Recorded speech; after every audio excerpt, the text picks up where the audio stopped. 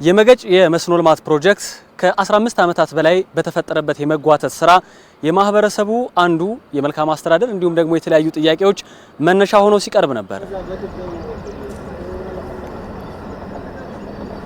የዛሬ 16 ዓመት ይህ ፕሮጀክት መጥቶ ሲነድፈው በቃ እኛ እየተመካከርነ በሌላ ልማት እናድጋለን፣ ጥሩ እናድጋለን፣ ጥሩ ቦታ እንውላለን በሚል የማሳመን ስራ ገባን። ከገባነ በኋላ ስራው ተጀመረ። ሲጀመር እዛው ሲጀመር ተዛው ወደ 3 ድርጅት ገባ። ልማቱን ተከቶ መቼ ነው ይሄ ፕሮጀክት ግድብ አልቆ መቼ ነው ለልማት ውሎ ምናየው ብለን ደስ ብሎን ነበር። አሁን ግን ይሄው ከሚባል ዝም ብሎ ሲያዛዛው ኖረ። 10 መኪና 20 መኪና ፌሮ ብረት ለስራ ይውላል ተብሎ የታሰበ ብረት ወድቆ ቀርቷል፣ ተዘርፏል። ቆርቆሮም ተዘርፎ ቀርቷል። ይህንን ቅሬታ የሚፈታ የፕሮጀክት አፈጻጸም እንዲተገበር የሚያስችለው ውሳኔ በመገጭ የመስኖ ልማት ፕሮጀክት ላይ በ2016 ዓ.ም የመጨረሻዎቹ ወራት ተላልፎ ፕሮጀክቱ ዛሬ በፍጥነትም በጥራትም በተመሰከረለት ሂደት ላይ ይገኛል። በነበረው ሁኔታ ምክንያት የመገጭ ነገር አበቃለት ያሉት እነዚህ አካባቢ ነዋሪዎችም ዛሬ እየሆነ ያለውን እንዲህ አጋርተውናል። ስናይ በተራራው ወጣነ፣ በዚህ ወጣነ፣ ስናየው ስራው እንደዚህ የተፋጠነ ነው። አሁን የገባው ድርጅት በእውነቱ እውነት መናገር የምፈልገው የተፋጠነ ስራ ነው። አሁን ዝም ብሎ ቀን ተሌት ነው የሚሰራ። ለስራው ባይካ የሚባል ድርጅት ነገም ዛሬም ለሙላው ደስተኛ ነው። አሁን ግን እንደምናየው እንደዚህ ስራው ከቀጠለልን በዚህ ቢሄድ ለመጠጥ ውሃም ያበቃል፣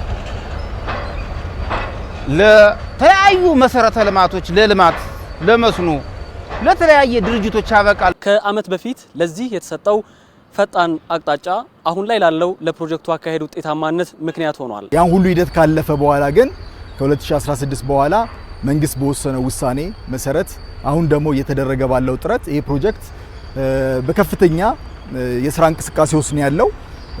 ይሄ ፕሮጀክት ኦልሞስት ከችግሩ ወጥቷል ማለት እንችላለን። ዋናው ችግር ተፈቶለት የኮንትራክተሩ አቅም የተሻለ አቅም ያለው ኮንትራክተር ተቀጥሮለታል። የዲዛይን ችግሮች ተፈቶለታል። መሰረታዊ የሆነ የበጀት ችግርም ተፈቶለታል።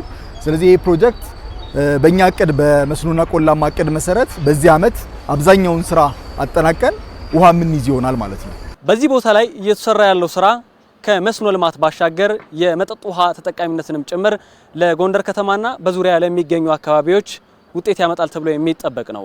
ለኢሪጌሽን ይውላል፣ ለመስኖ ወደ 85 ሚሊዮን ሜትር ኪዩብ በላይ ነው የሚይዘው። ሰው አርሶ አደሩ እዛ አካባቢ ያለው በተለይ ደንቢያ የሚባለው ከፍተኛ የእርሻ ቦታ ነው። ለእርሻ ምቹ የሚባል ቦታ ነው። ወደ 32 ሚሊዮን ሜትር ኪዩብ የሚሆነው ውሃ ደግሞ ለመጠጥ እንዲውል ነው። ጎንደር የውሃ ችግር አለ፣ በጣም ያልተፈታ የረጅም ጊዜ ጥያቄ የሆነ የህዝባችን። የኛ ከተማ በ20 ቀን ምናምን ውሃ የሚያገኘው ሰው እሱን መቀየር መቻል አለብን። የነበሩን ግድቦች አሁን ኦልሬዲ የአገልግሎት ዘመናቸውን ያጠናቀቁበት ጊዜ ስለሆነ ይሄ ትልቅ ተስፋችንና የምንጠብቀው ፕሮጀክት ነው። ለፕሮጀክቱ መጓተት ምክንያት የነበሩ ችግሮችን መለየትን ቀዳሚው ስራው በማድረግ መፍትሄውን ማፋጠን ከቻሉ ምርጫዎች ውስጥ ፍጥነቱንም ጥራቱንም የሚያረጋግጡ ማሽነሪዎች ይገኙበታል። አንደኛ ሪሶርሶቹን በሰዓቱ በመጠን በማቅረብ ልዩ ያደርገዋል። በተለይ ከዚህ በፊት ትልቅ ለዚህ ፕሮጀክት እንቅፋት ማነቆ የሆነው የጠጠር መፍጫ፣ ምክንያቱም ለግድቡም ለስትራክቸሩም ትልቅ ግብዓት እሱ ነው።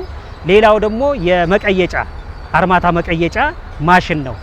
ይሄንንም ሁለቱንም አዳዲስ ዜሮዎችንም ትልቅ አቅም ያላቸውን በማስገባት ለዚህ ፕሮጀክት ስኬታማ ጥሩ ውጤት አፈጻጸም እንዲያስመዘግብ እንዲያደርግ ትልቅ ሚና ተጫውቷል። ከወር በፊት ስኬታማ የሆነው ውሃውን የመቀልበሱ ስራ ዋናውን ድርሻ ከሚወስዱት መካከል ሲሆን ቀሪ ተግባራትም በታሰበው እቅድ እየተጓዙ ነው። አሁን ወደ 78 በመቶ የተጠጋውን ይህንን ፕሮጀክት በዚህ አመት ሰኔ ወር ላይ ለማጠናቀቅ የሚያስችል አፈጻጸም ላይ ይገኛል። ውሃው እየሄደ ያለው በኮንዱዊት ውስጥ ነው ማለት ነው፣ በተፈቀደለት እንትን ውስጥ ነው። ግድቡን ከጫፍ ጫፍ ዘግተን እየሰራን ያለንበት ሁኔታ ነው ያለው። ስለዚህ ይሄን ያህል እየሞላን በዚህ በጀት አመት ሙሉ በሙሉ እናጠናቀቀዋለን። እጅ የሚይዙ ስራዎች በሙሉ ተጠናቀዋል። ከመሰረት ጋር ያሉ ነገሮች፣ ከውሃ ጋር የነበሩ ስራዎች፣ ውሃውን ማኔጅ ማድረግ በጣም ቻሌንጂንግ ነበረ።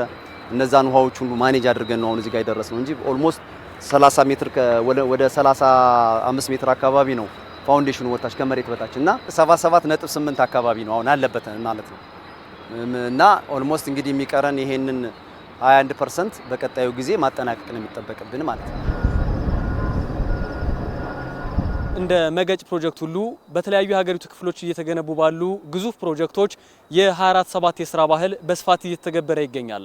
ከጀርባዬ እንደምትመለከቱት በዚህ ፕሮጀክት ላይም የሰው ኃይሉና የማሽነሪ አቅሙ ቀኑን ሙሉ እንዲሁም በምሽቱም ጊዜ እየተሰራበት ይገኛል።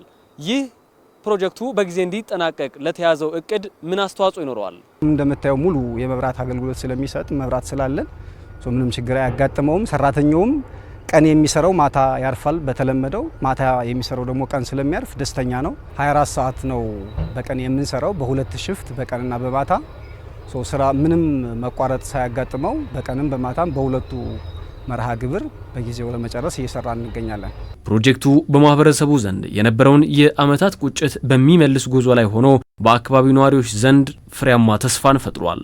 የኛ አባቶች ምንድነው የሚያሳዩት የነበረ ሳንሞት ታሪክ ባየን የመገጭ ግድብ መቼ ተገድቦ ያልቃል፣ ስርቆትና ሌብነት መቼ ይጠፋል ብለው እኛም እያሰበን እናት አባቶቻችንም እያሰቡ ነው።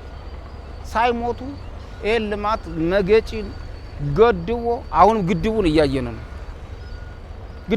ነው።